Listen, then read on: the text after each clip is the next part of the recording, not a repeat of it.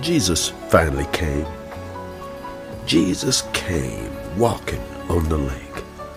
But between verse 24, being buffeted by waves, and verse 25, when Jesus appeared, 1,000 questions were asked. Questions you have probably asked too. Perhaps you know the anguish of being suspended between verses 24 and 25.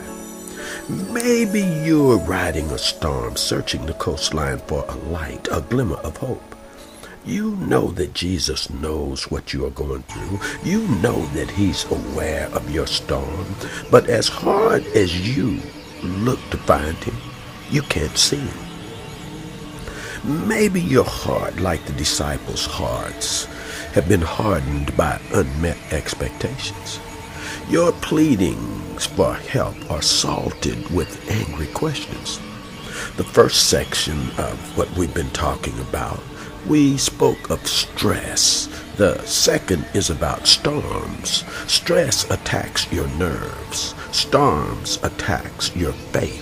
Stress interrupts. Storms destroy. Stress comes like a siren. Storms comes like a missile. Stress clouds the day. Storms usher in the night. The question of stress is, how can I cope? The question of storms is, where is God and why would he do this to me? The second section of what we've been talking about for you is the pebble of pain. If the pebble of pain has struck the window of your heart or not, if you've known the horror of looking for God's face and seeing only his back as he ascends a mountainside. In the following,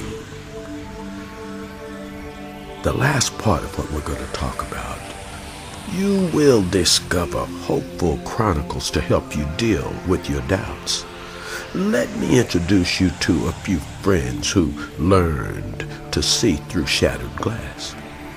An entrepreneur stripped of treasures who found the treasure that no one could take. A father who learned of trust during a 6-hour drive with 3 children.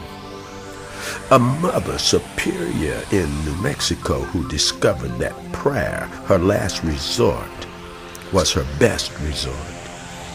A woodsman who taught a village the virtue of patience.